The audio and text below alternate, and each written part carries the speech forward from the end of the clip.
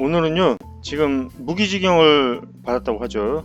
그 사형이 아니라서 뭐 지금 가족들이 많이 실망하고 있다고 하는데, 사실상 우리나라에서 사형이 법적으로 되어 있는 나라가 아닌 걸로 알고 있어요. 저는 뭐 자세한 내용은 모르겠고, 그런 기사를 지금 어제 읽었는데, 이 두 분이 이제 어떤 분이시냐면은 이제 가족들, 그 이석준 씨는 그 여성의 어머니를 살해했고요.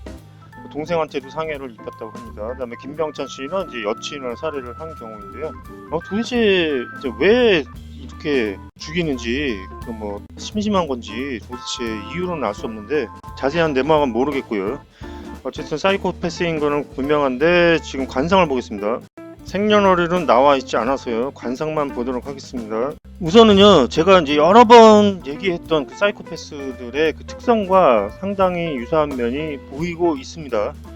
놀라운 것은 이 지금 이석준 씨하고 김병찬 씨하고요, 관상학적으로 일치되는 점이 굉장히 많아요. 얼핏 저는 김병찬 씨 이 사진이 이석준 씨 옛날 사진인 줄 알았어요. 살 찌기 전에. 살쪄서 좀 이렇게 변했구나, 이렇게 알고 있었는데 알고 보니까 다른 사람이에요. 자, 눈 생긴 거, 눈썹 똑같잖아요 지금.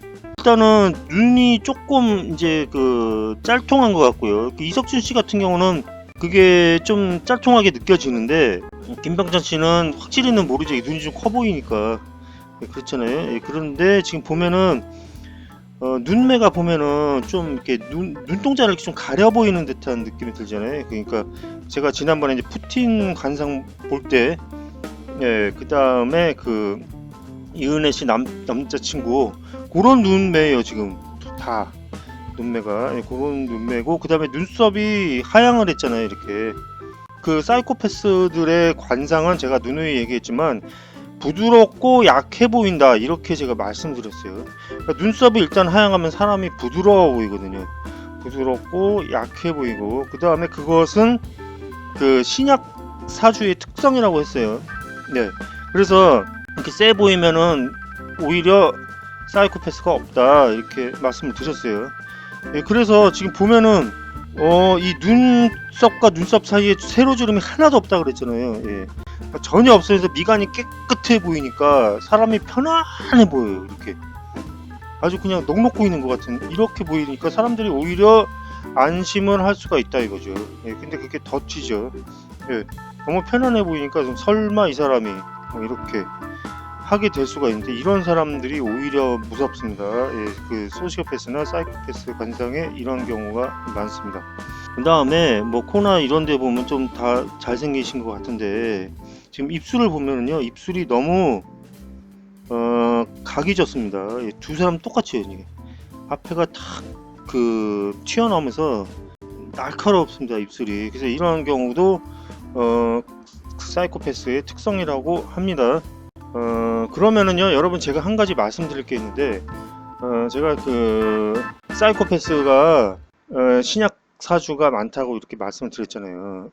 그러면은 과연 사이코패스의 그 희생이 되는 뭐 이 전 여자친구라든지 뭐 이런 그 사람들이 과연 어떤 사주를 가지고 있을까요? 그것까지는 여러분 생각을 못 해봤겠죠. 그런데 간단합니다. 이 사이코패스가 신약 사주가 많다면 그 사이코패스에 희생되는 사람은 당연히 그 반대 사주가 돼야 되겠죠. 그러니까 신강한 사주가 호구 사주가 되는 겁니다. 그래서 호구들이 희생을 당하게 되는 거예요. 호구가 누구냐? 신강한 사주, 센 사주예요.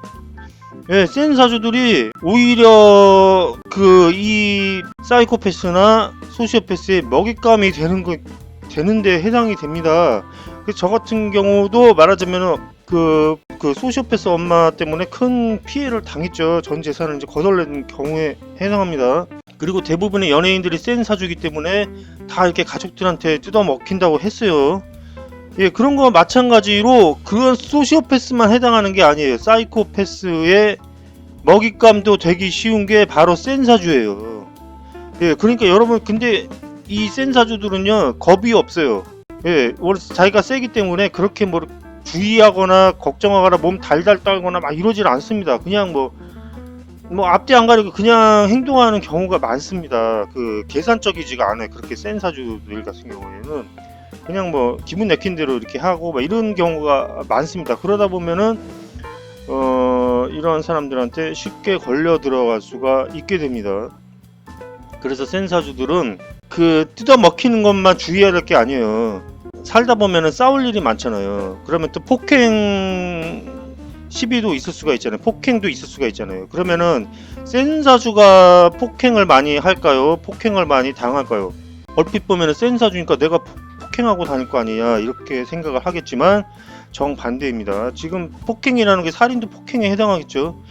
약한 사주가 지금 이렇게 사이코패스가 된다는 거는 이 어떤 폭행 사건이 일었을 때 그 폭행을 하는 쪽이 약한 사주고요. 반대예요. 우리가 생각하는 거고. 폭행 당하는 쪽이 센 사주가 됩니다. 예, 그래서 이 센 사주들은 괜히 이렇게 맞고 다닐 확률이 높습니다. 그 어떤 뭐 그룹이라든지 이런 데서 이렇게 폭행 당하거나 이렇게 될 확률이 굉장히 높은 게 센 사주들입니다. 그 맞는 이유가 뭐냐면은 그게 있어요. 그 센 사주들은 일단은 식재관을 용신을 하잖아요. 식신을 용신으로 하기 때문에 그 이제 식신을 용신으로 하게 되면 일단은 그 다른 사람에 대한 그 배려가 먼저 있게 되거든요. 나보다 일단 다른 사람 먼저 생각하는 그런 입장이 있기 때문에 남을 이렇게 벌레 한 마리 꾹 눌러 죽이지 못하는 그런 성격이 있어요, 원래. 그래서 남을 잘 폭행을 안 해요, 센 사주들은 오히려.